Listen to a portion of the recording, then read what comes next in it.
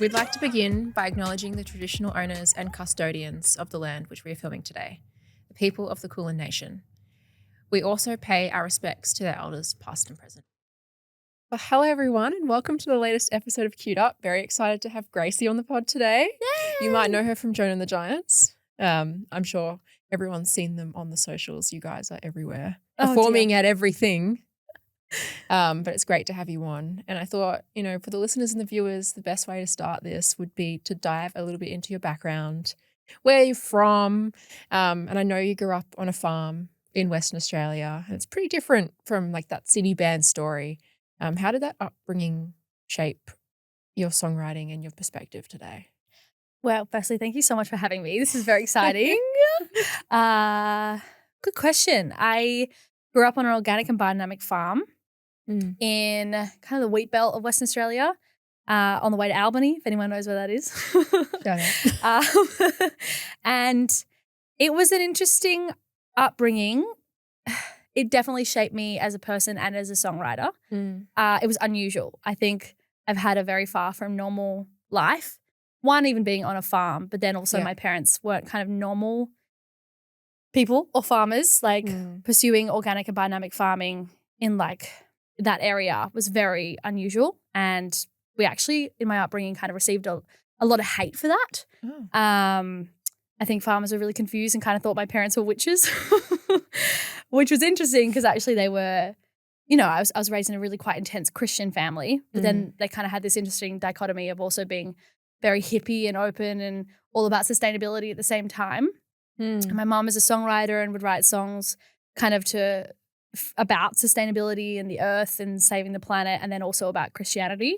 And so I grew up with a lot of folk music and country music, not just by her, but a lot of other artists like Joni Mitchell and some incredible artists that really shaped who I am, which I'm really grateful for. But I think like at the core of me, being a country farm girl is just the kind of whole way I approach music in that real sort of grounded storytelling, personal aspect of country music, So yeah, it definitely shaped who I am as a person. I think being brought up, my very unique upbringing has made me quite, I guess, proud of my uniqueness now. It took a long time. I always felt like a bit of an outsider and very much like I didn't fit in anywhere.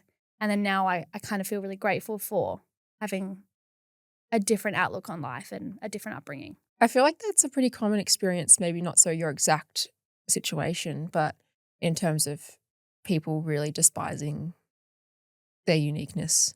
Yeah. When they're a lot younger and I guess growing to appreciate it, even if it has, created things like trauma or anything like that in the future. So thank you. Thanks for sharing that. I'd love to hear like what your earliest memory of music was. Oh, that's a really interesting question. Throwback. I think my earliest memory of music was probably just my family all singing in the kitchen. I mean, whilst they're complete maniacs in so many ways, we had a household filled with music, which is my favorite part of my childhood. And especially on my mum's side, my aunties sing, and every family memory I have is just my aunties singing and my mum singing in harmony and my granddad getting out the ukulele and my grandma singing with him. And my earliest memories are all around like campfires and music and backyard sessions and the Quindanning races and singing there. Like there's just so many memories of getting up on random country stages and singing. Yeah. And when did Joan and the Giants start was that in Perth when you started that? Yeah. So Joan and the Giants, it started really as a love story between me and my ex-partner. Painful and unpacking trauma. So yeah, it started as a love story. It was really just a duo. It was me and him at the start for a long time. And eventually we met our drummer Riley and bass player Liam. And yeah, we started properly as Joan the Giants, a reinvention in 2019, and just relentlessly toured Western Australia over and over and over again, crafting our sound, getting better at our instruments, failing so miserably in the outback. Like we would play some outrageous places over and over again, and we just got better over time. From, I don't even know if you're allowed to say this. I'm not sure what the correct word for it is, but we'd play like all the time. We'd go out to the desert and play the Skimpy Bar and play like rock and roll out in the bush. And then we would like drive to Esperance and Broome and all over the place, just playing and touring relentlessly together until we kind of slowly got better. And did you have any were you performing as yourself prior to that? Did you have like a period of time? Because obviously you mentioned 2019. Yeah. So yeah, you were? Yeah. We don't talk about the dark ages. It was I'm just here bringing up all the trauma. Yeah. We did have a project before Joan The Giants. Okay. Which the name is so bad I'm never going to say it out loud again. Insert name here. X name. It was so awful. And the OG Joan fans will know what it is. Okay. No one comment that name, please. But in those very formative years, it was again me and my ex-partner, and we went to TAFE together and did songwriting and just started writing together. And he was from a remote, he's not dead. He's from a remote Indigenous community in the Kimberley. Yeah. And when we first met, he went back home for a year, and we kind of fell in love over the phone and would write songs over the phone. And then when he came back, we just decided to pursue it together. Wow. Yeah. Yeah, I feel like, I don't know, but every time that I know someone has been in a band with a partner, it doesn't end well. It's a massive risk. I applaud people. I mean, I was with my ex for 10 years, so we made it work for a bit, but no it's more. the same as like, for me, I even look at it from my business perspective. I'm like, oh, never. That's scary. I don't want to do that. It's a lot. I mean, we had the band together, a home together, a cat together, and we also worked together teaching people with disabilities, music and songwriting. And yeah, we had a whole life intertwined, and it's tricky. Yeah. Yeah. Definitely. And when one of those pieces sort of starts to come apart, then I often find that, especially when like people in the music industry hold their identity within their music and with everything they're doing in the music industry, that if it starts to like crumble, then everything around it crumbles. And I've had that experience where I was dating someone that we tried to start a duo, and I was like, this is a bad idea. And I felt like that was my everything. Yeah. And that was my way into the music industry. And then when that ended, it was sort of like, well, how do I pick myself up again? And yeah, I mean, the really scary and honest part of this is like, I think since we parted ways and decided to not have him in the band anymore, I think I've started to talk about and realize how difficult it really was. And it's something that I'm newly starting to talk to friends and family about. But like, I think because we had so much between us and so much intertwined, I really did feel trapped for a long time. And it wasn't a healthy relationship. It wasn't a safe relationship. There was a lot about it I treasured and I loved. But at the end of the day, like, it was really something that has caused a significant amount of trauma. And I think it's like, it's difficult when, I don't know, you kind of think it's your entire life on the line with someone, and you kind of, like, there were so many moments in that relationship where I was thinking like, if we break up, I will never be able to do music. I'll never have a band. And, you know, I was very convinced that I would not be able to do Joan the Giants without him. And it's taken every single like part of my soul to continue this project. Like, and I'm really proud of myself since deciding to part ways, because now I'm like writing and producing so much more.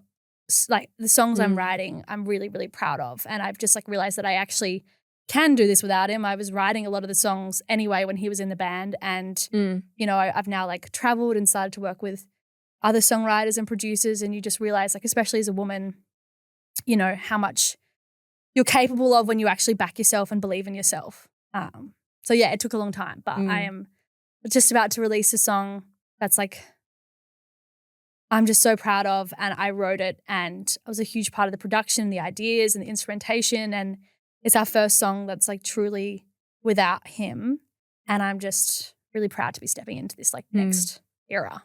Yeah, it's that moment where you go, I can do this. Yeah. Like, look at what I can do. I don't need everything that I had before to be successful. I think, we often, when we have a formula and that's then created success, we're scared to change it. And especially as women, having the confidence to just also, you know, be in that room and go, you know what, I know what I'm doing. Yeah. Because I think, often you get people thinking that you're pushy or you're this or you're that. But in reality, I'm like, I'm the same as you. I know exactly what I'm doing and I'm confident and I have a vision and a goal and I'm not going to stop until I get it.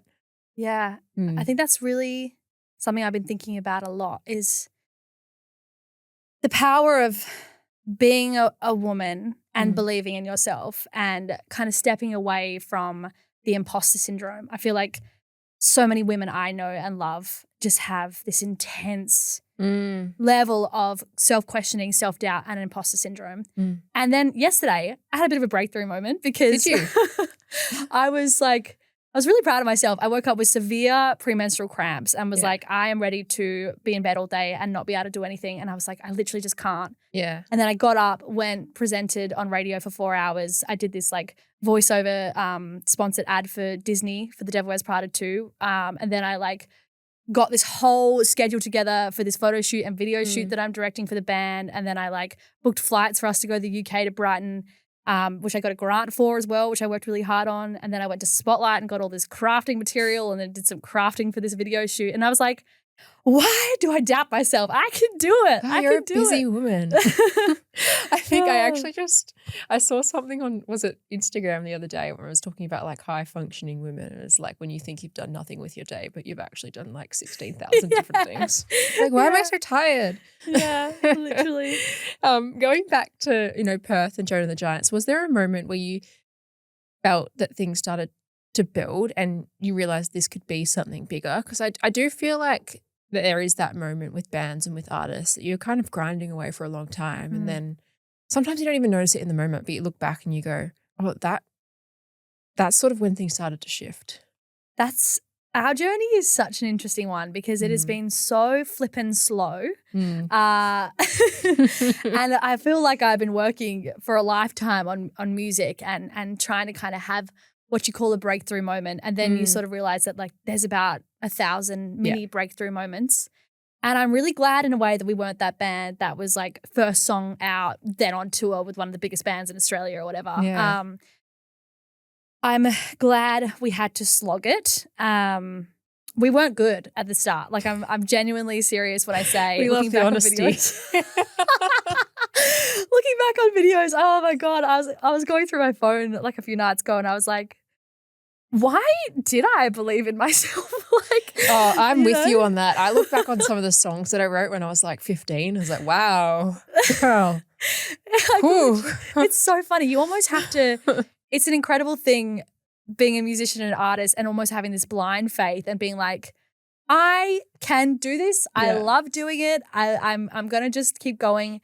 And I think for me, the good side of my ex-relationship was that like we were kind of each other's biggest pusher and we would champion each other so much and believe in each other so much that it was almost delusional to the point of being like, we're going to be the biggest band in Australia or the world or whatever. And we just like. But you kind of need that attitude to succeed. You do. Otherwise you will not keep going. You need to have self-belief and it really helps when you have a team around you that also believes in you. For a long time, I think that question, there were so many mini breakthroughs. Like, you know, I booked so many WA tours for us and we would do it over and over and over again, relentlessly. And eventually you kind of see like the next time you go back to Albany or the next time you go back to a country town that there's a few more people there. And all these little moments of people kind of following your journey along the way. And it means so much to you when they start to come to your shows and sing your lyrics and connect with your music and what you're trying to say. And I think especially in WA, it was just a slow build of developing like a really authentic, beautiful, homegrown fan base.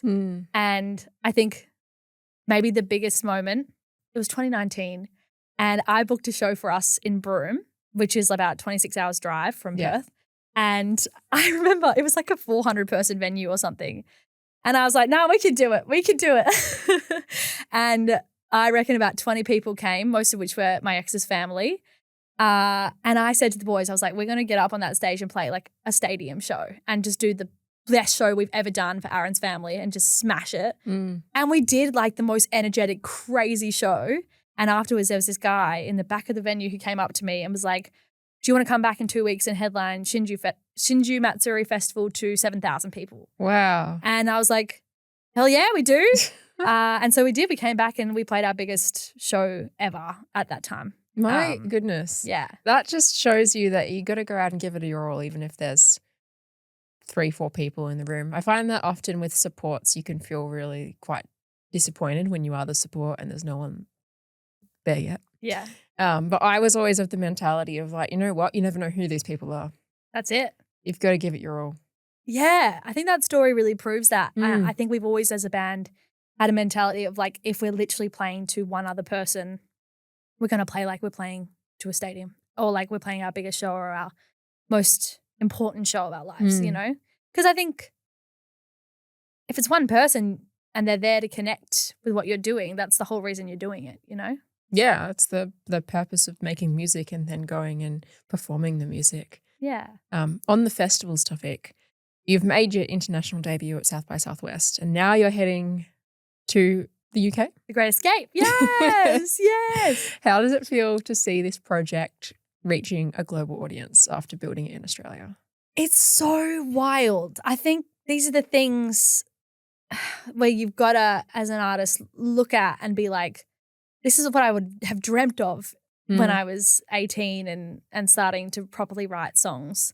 You just never know if it's actually ever going to happen. Yeah. And I think as musicians and artists and, I don't know, business people as well, you're always just like, go, go, go. I need to get to the next thing. Even when you do something that you're so proud of, you're like, right, next thing. I think, I don't know, I'm just learning as I'm growing up to just sit with actually what is going on and just be so like grateful for that.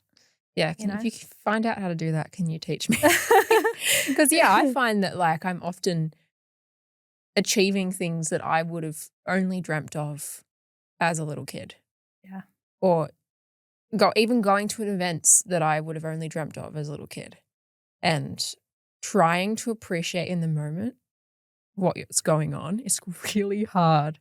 Yeah. Especially when you're like, okay, cool, but what's next? I know. It's so hard. It's a tricky one because the what's next attitude is obviously important for a future and important to have that drive. Yeah. It's important to have drive, but it's also like, where is the happiness in that, you know? I think I've learnt that I've achieved some of my biggest goals in music and there's moments where I'm like, it's almost like I'm not even present enough to feel those moments sometimes. Yeah, I found that like the things that make me the happiest is just like, I guess I come at it from like, even like a business lens, but also someone who is an artist and has had that side of things is like replying to emails and then getting a response back, being so excited that I replied. And that sort of stuff, those small things where I'm like, okay, cool, I'm actually like building some momentum here and helping other people. Yeah. Because that's my whole, like I'm in the music industry to make sure that other people thrive. Like that's my whole purpose here. So I think those smaller moments are where I start to feel more grateful. That's really beautiful. It's nice to have that reason for why you're in it and the connection to what you're doing. Because I like sometimes this is why I have my own business teaching people with disabilities, music and songwriting and acting and confidence coaching. Because there's times where music is as well, it can be very self-focused in that you're always trying to get kind of the validation of the internet or people to like your song and you're like, please notice my music. Here's my 10th TikTok for the day on the same thing. And sometimes I'm like, what the F am I actually doing with my life? I'm just selling my soul to this TikTok anyway, video that will get 200 views. But I think it's like that's better than mine. I think it's really important to come back to that wholesome grounding of doing something that feels fulfilling, you know? Yeah. Yeah, it's interesting because it is such a focus on yourself industry. But I think that when you look out a bit further, it's like there's so many opportunities to, you know, create environments where everyone succeeds. Yeah, absolutely. Everyone comes up together, and I feel like that's the most exciting part when I see other people succeeding. I'm like, you go, girl. I think that's the really special part about music because I don't understand the need to compete in music. I think I also get so excited when I see other people thrive or get an opportunity to support a band that like, you know, they've always been dreaming of supporting. Like, it's so wonderful to see people pursuing something that they love and getting opportunities in that space and connecting to people. At the end of the day, like, music has literally saved my life over and over again, and it's the most important thing for me in this lifetime. I think that music is such an incredible way to artistically connect to people and change lives, help people. Like, it's just changed mine and helped me so much. And I don't actually know if I'd be here without it. So yeah, it is amazing. It's just so beautiful to hear something like that. I feel like music connects so many people, and there is that feeling you can't describe when you're in a moment and you're both feeling the same thing. Yeah. Do you feel that most when you're in the smaller stages, or in terms of, I know you've supported some really big artists like Pink and stadium levels. Like, Yeah. do you still get that same level of connection on a stage that size?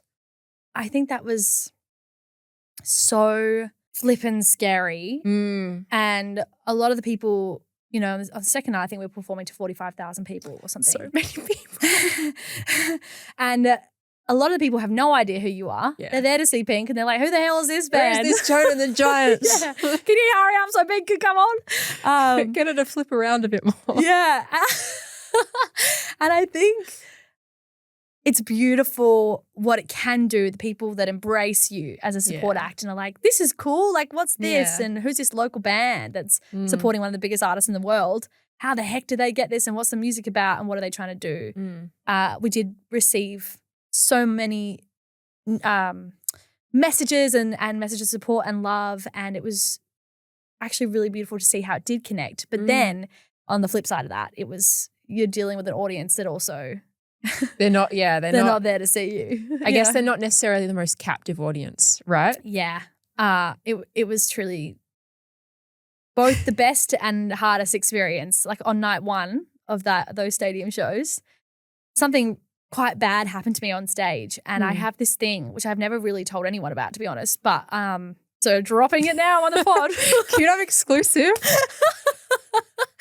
I have this thing where I have quite severe anxiety where it cripples my ability to hear sound sometimes. Okay. And I was on stage, song 3, night 1, and I just started overthinking, being like, what are the words? And then I was like, suddenly I couldn't hear anything, and I thought my in-ears had gone out. So I took my in-ears off, and then I couldn't hear any of, like, since it was so echoey, I couldn't hear the amps or the sound. Yeah. And I was just like, I've just got to keep singing. So then I think I was literally singing in a completely different key to the song. Oh my gosh. And eventually, by the end of the song, I managed to, like, run back to the boys, put my head against a flippin' amp and find some kind of sound. But it's amazing what anxiety and stress can do to your body and brain. And then I kept going with the show. I was like, you can't let these moments defeat you on stage. Like, especially when you're performing to that many people and they don't know what's going on. You just gotta be like, anyway, next song. Moving on. And then I got off stage, and the first comment I read was like a really mean one. And I remember being like, right, I'm quitting music. Like, I cannot go up tomorrow night and do this again. And I was so down on myself. I literally feel like if we had just done that stadium show once, I don't know if I would still be doing music today. But then the second night, I was like, nah, I have to do this. I have to believe in myself, and I have to just wipe the stress and anxiety from my brain. I'm ready for this. I've done it once. Just like constant self, what's the word when you're trying to, like, pump yourself up? Just motivating yourself. Yeah, you know? self-motivation. Just be like, you can do this. Yeah. And then I was like, right, at the end of the day, all I can do is what we've done for like 7 years. All I can do is just be us. All I can show these people is who I am.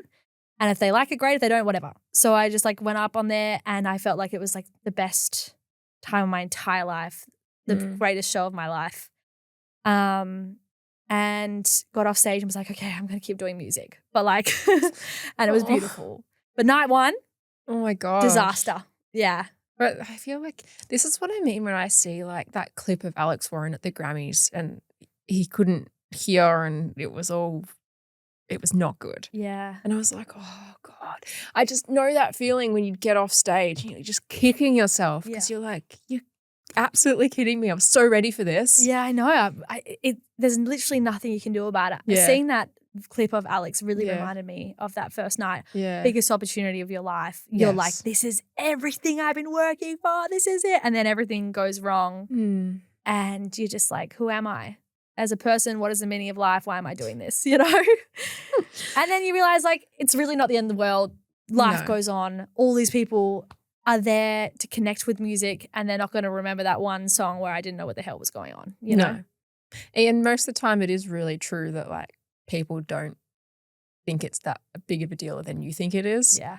Like people go, oh, okay, that was like something went on there, but moving on, next song. Yeah, you know, exactly. That's how people feel about that stuff because that's how I would feel if I was watching a concert.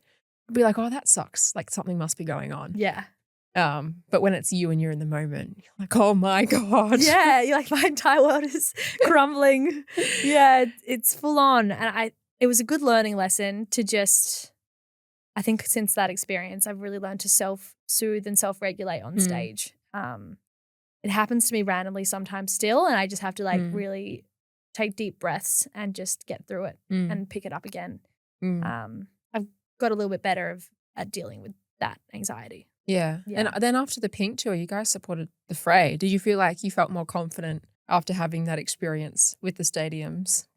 Yeah, the Fray was magical in every way. Again, a million things went wrong. Of course they do. Like as always in a band, you got to be prepared literally for everything to fail. Like the first concert in Perth, so much went wrong. I forgot to turn my amp on. So I went to go play my guitar. Nothing was coming out. I had to run back to my amp, turn that on. Then a string broke. And then my best friend was side of stage and I was like, help. And she like grabbed the guitar, tried to fix the string. Then another string broke as she was fixing it. And she brought it back onto me and was like, she was trying to tell me something, but I was like, I can't hear you. And so then I went to play the start of Good Time, a song of ours, and it was like, and just so out of tune that then I was like, what is happening? And on stage I had to like tune while singing this song, and it was almost just, it was comedic. At that point, you're laughing. You're just laughing. And I think I'm actually in such a better headspace as well because I don't have the anxiety of the relationship that I was in because being my old relationship was a guitarist in our band, and that was hard because he was also such a perfectionist that I felt like if anything went wrong, there was massive anxiety in that. And the boys I play with, they just kind of laugh things off. Yeah. So I didn't feel the weight of the world and I didn't feel like they were going to be mad at me. Like it was just like, whatever, you know? I mean, you can't, it's one of those things where it's like, I learned this in therapy. Just gotta let it float down the river, you know? Put it on the leaf and just let it float down the river. Because you can't, like, it's happened. Yeah. You can't go back and change things. You just have to be with, you know, what's gone on and the situation. And next time it won't happen. Oh, yeah. Also, playing a dream venue of the Forum, night one, song one, I fully stack it on my dress as well. So this is what I mean when it's just like, I almost find these moments just, I used to feel so much weight around them, and now I just laugh, honestly. The more that happen, it sounds like the less they matter, right? Yeah. You go, oh, whatever. Whatever. Nothing happened last time, something happened, and you, yeah, whatever. Yeah, but can guarantee everything that could go wrong has gone wrong. And being, I guess, like a front woman in the Australian scene, like how do you see your role in representing different perspectives within the genre? I have so many thoughts on this. Yeah. I think it's really important to have representation of women in this genre and female voices, as well, obviously, as queer voices, non-binary voices, people of colour. Like these voices and perspectives are really important. And in this genre, especially in Australian music, it's highly saturated with obviously male-fronted bands.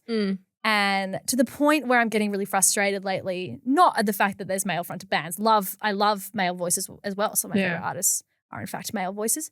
But I do feel like we're going backwards. And I'm not sure what's happened. I was very much in the movement in Perth to support, in Broome in Western Australia, to support more females on a lineup, for example. And it almost got to a point where it started to feel toxic and like people were getting resentful of it and being like, oh, I guess we have to get a female artist on. And I was like, this is not how this should be. It's not how it should be, yeah. And then it started feeling like it was normal and felt good. And then now I'm seeing such a regression. I've been seeing so many all-male lineups lately. And I think there is still such a need for this perspective, for the female perspective, from my point of view in music. I'm like, what the hell is going on? And whilst we kind of think it's all good and it's equal and we've done the work, like it's regressing. Yeah, I feel like that's a trap that a lot of industries fall into. But it's like, oh, cool, now we've done that. We can tick that off. I'm like, no, you've got to continue to make sure that these things are happening. Yeah. And you have to have policies and processes and procedures in place that make sure that this continues to be diverse and to be equal and to be fair, because often things just go backwards when people aren't thinking about it. Yeah. Because, like, unfortunately, we live in a society where, like, it is inherently sexist. And it is sometimes subconsciously sexist, and they're doing things that are misogynistic, that are, something that they've just grown up thinking is the right thing.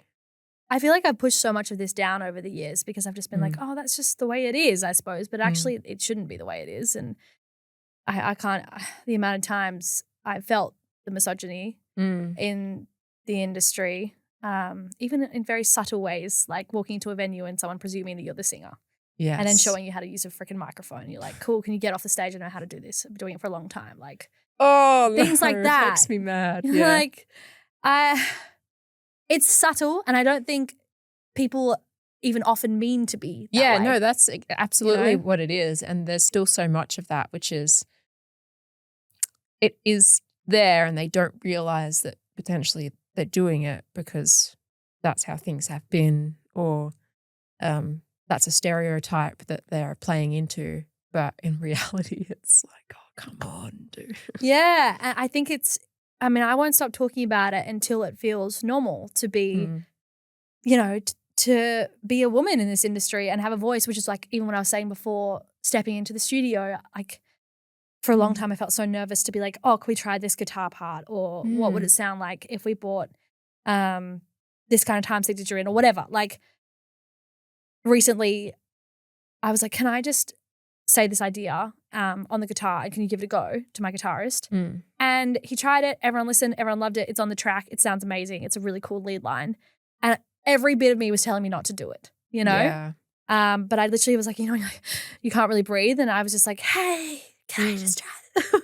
And that's after years in this industry and years of actually being surrounded by men who have supported my voice. I still feel this way. It's just taking a lot of work. Yeah. And I'm not going to stop. It's very interesting. It's almost like from when we were young, inherently ingrained in us to, like, not be loud, or like, I guess I'm quite driven and quite motivated and I know what I want. And sometimes people find that offensive. Yeah. Which is really messed up. No one would ever question a man doing that, would they? No one would ever question a man. Nah. Or they find it intimidating. Yes. Or, there's just a lot of sort of dark connotations around being a powerful, reassured woman who actually knows what the hell you're doing and is really good at what you do and has a vision for the future and is working towards something. Like, that needs to stop being intimidating. Like, that should be completely backed. Yeah, and it's just, I'm like, how do we change that other than being in the rooms and feeling that uncomfortable feeling and still doing what you want to do, right? Like, it's just that uncomfortable stage where we are those people that have to, continue to fight against potentially what our brain's telling us is like a little uncomfy, or, this is going to make things a bit awkward, or... I think a lot of women are raised to be people pleasers. Oh, yeah. And I understand. I mean, I'm not a man, so I can't talk on a man's perspective, but I am a woman and I can definitely say that we're taught to please and, shut up and accept bad behavior. And I'm saying this as someone who was, like, unfortunately in a very toxic, abusive relationship for 10 years and not only accepted that behavior, but protected it, like supported it. I didn't realize like how bad that was. And yeah, I think now I'm just really doing the work to make sure that I'm not going to get in a position like that again. And also like that I can take up space in a room, you know? Absolutely. Yeah. Yeah, I think it's so powerful when we start to realize those things and go, you know what, like I can do all this. And one thing that I always tell my friends, which is such a random sort of side note, but like there is that statistic that if a man fits one or two criteria on a job form, they'll apply for the job. But if a woman looks at it and goes, oh, I don't fit every single dot point, they won't apply. Yeah.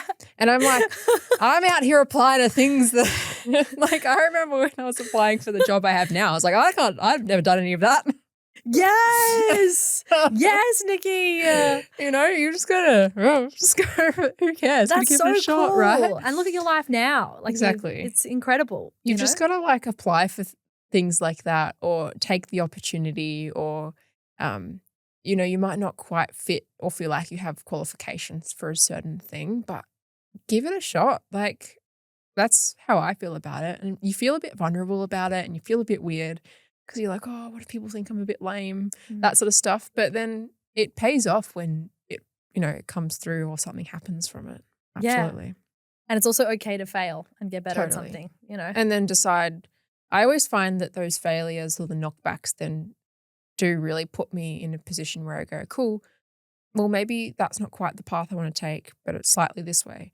And I always find something else and I'm like, oh, I'm glad that I ended up here. Yeah, totally. I think it's also the same in music. Like you're going to fail so much. Yeah. And I get rejected on the weekly constantly all the time. Like I have such a thick skin for rejection now. Yeah. You're going to get a lot of emails saying no thank you. Yeah. And I mean, there's this great saying, it's like bands don't fail, they quit. Yeah. And I think a lot of the time it's so easy to quit because it is a tough industry. And I feel like so much about the industry actually needs to shift. Yeah. Including the way the artists are paid and how much everything costs and the fact that you're kind of actually always losing money a lot of the time. The value of original music I feel like really needs to shift in a big way. But like I was thinking to myself, no matter how hard it is financially or how much rejection it is, all these different things, like I'm really grateful. I went for it as an artist and as a songwriter, as a band. Like I think I'll look back on life and be really stoked to have done it. What would you say to yourself if you were looking back and you're talking to that person, you know, 2019 or even earlier about, you know, where things have ended up and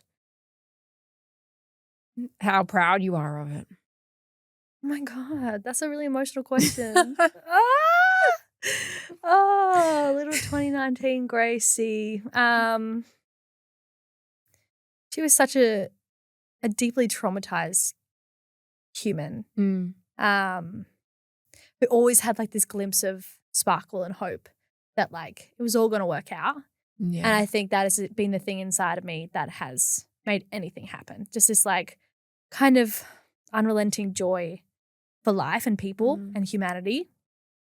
And I think I would literally just say to her like, it's going to be really freaking hard, but it's going to give you the greatest moments of your life. And at the end of the day, you're going to come out and you're going to be okay and you're going to be so much happier, you know.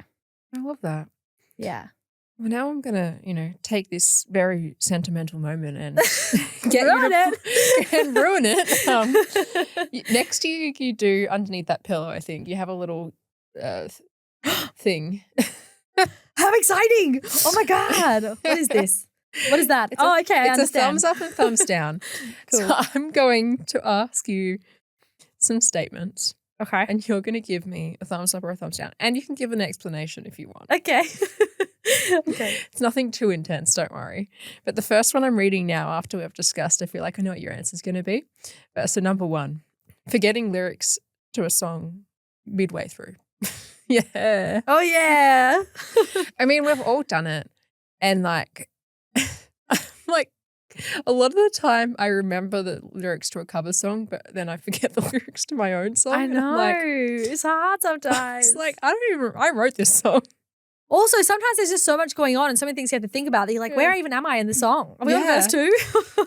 What's happening? Yeah. Taking a nap in the studio.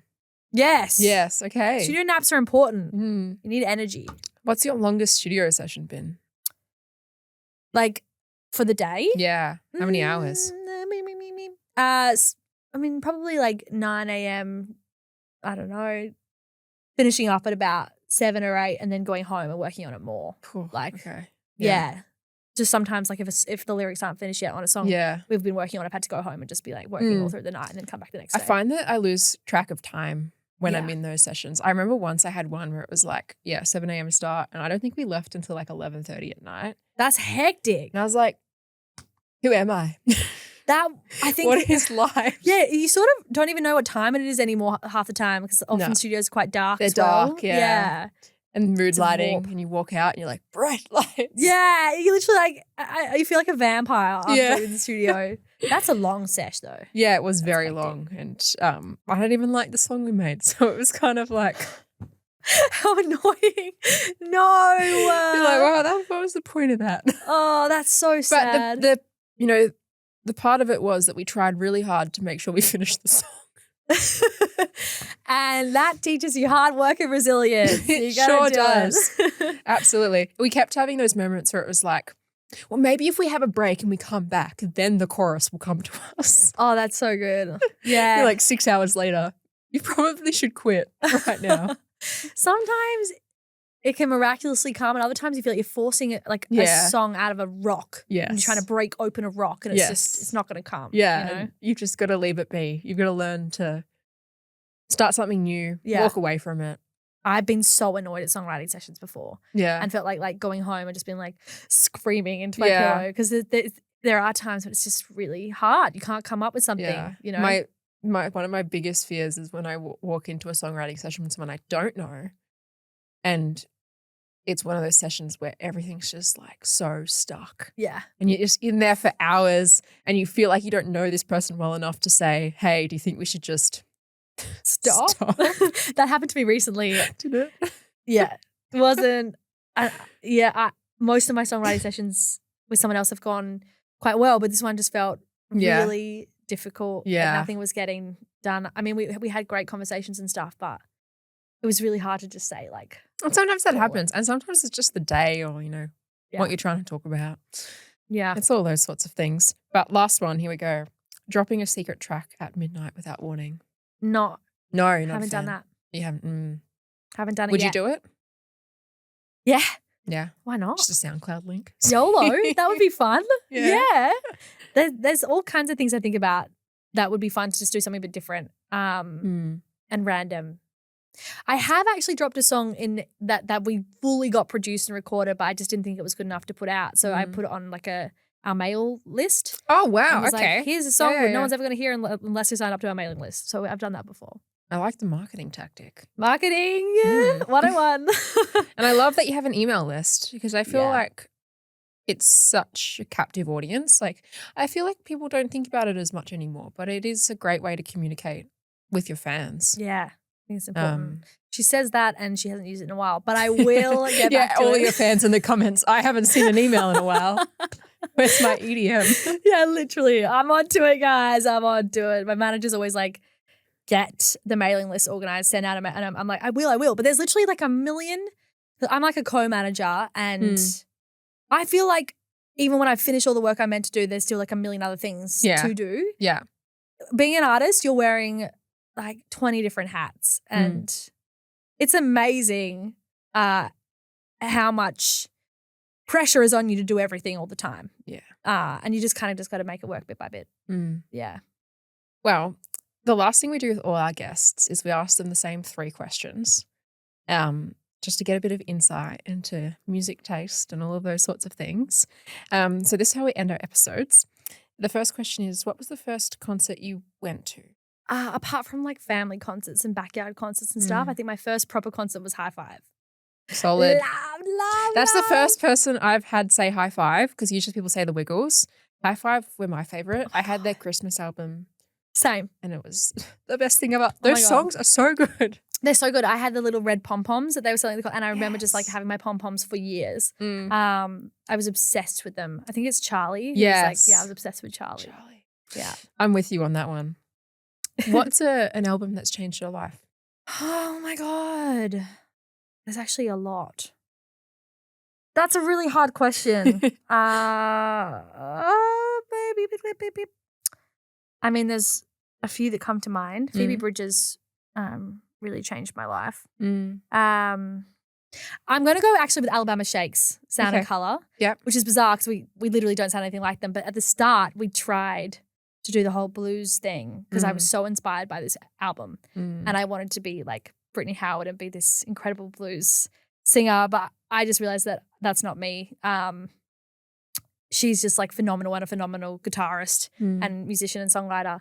But that album is so incredible and genre bending. The lyrics and the energy of it just like, I don't know, it was on repeat for me for so long. And it has incredible songwriting in it, and the lyrics I really related to at the time. If you listen, you'll probably guess which songs stuck with me.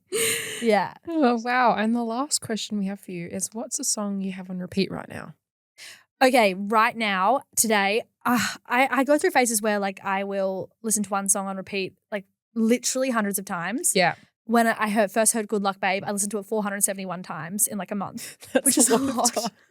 How many per day is that? Like on repeat every day. Wow. I was obsessed. My housemates were like, turn this off. And I was like, no, I just couldn't. I couldn't. So I do become obsessed. I've got a really niche. Have you seen when Good Luck Babe was sort of taking its rise on the internet? People started to do Plankton from SpongeBob remixes of it, of him singing Good Luck Babe. I did see that actually, yeah. Incredible stuff. The internet is a great place sometimes. That's the best thing I had seen in a long time. I was like, I'm really laughing at this. I'm going to send you some random memes now. Please do. Of stuff like that because I've watched so many. But right now, actually, I on repeat am trying to listen to our next single and just get the mix right for it. And I'm trying to not listen to too much because I've just got to hone in. Yeah. And it's driving me a bit insane. But I just really want to get this mix right. So I've listened to it. You know when it's almost like you've listened to it too many times? You're like, what it is I don't anymore. even know if this is what this is anymore. Is this good? I don't know. Yeah, I used to like listen in the car, listen with my headphones, listen with this. And I'm like, no, I don't like this song anymore. I know. It's so funny because I do this over and over, and then when it's out, I never ever listen to it. Like, never. And then I'll come back to it in like a year and be like, oh, I'm really proud of this, which is where it's tricky to then get on TikTok and be like singing along to your song all the time. And I'm actually just going to do it. I'm just going to commit. We're starting a content house, remember? Oh, yes. Well, I'll make you do it. Please make me do it because it's something that I'll commit to for like 2 hours and then be like, cool, I've done that. But I actually just need to, it's all about consistency. Yeah. I'm learning. I'm learning. Absolutely. There's an incredible local artist that I've been watching just kill the TikTok with a song of hers that she's just posted over and over and over. And it's really worked and she's killing it. Lara Bushnan. Is it Bushnan? Oh, yes. Gold. Gold. Incredible. Yeah. It's I've been watching it from the start, the whole process of her doing it, and it's been incredible and it really does work. It's over like 1 million streams now, that song. So fast. It happened so fast. And I'm really proud of her for committing to that because it can feel awkward posting the same thing cringe. all the time and cringe. And I'm until just you're successful and then everyone's like, well, this is cool now. Exactly. And I'm like, you know what? I'm already pretty cringe, so I don't fucking care anymore. I'm just going to You're going to do it. Embrace the cringe even more than I already do. Well, thank you so much for coming on. It's been an absolute pleasure to chat to you. Where can people find you if they want to search you up? TikTok? No. Yes. Instagram, Joan The Giants, Spotify, all the Apple, Tidal, all the things, Joan The Giants. Amazon, all those ones. Yeah. Amazon, yeah. Yeah. Sorry, Amazon Music. Amazon Music. Not on Amazon.com. Like, what am I selling on Amazon? Anyway, I'm failing at this part. What else? All the Facebook and TikToks, Joan The Giants. Yeah. Amazing. Well, thank you Does so much anyone for use coming Facebook on. anymore? Some people do. Anyway. Yeah. Yeah. And I'm sure if people want to search you up, they can have a listen to your music. But until then, thank you so much. Thank you for having me. This has been so lovely and honest, and I hope I haven't overshared.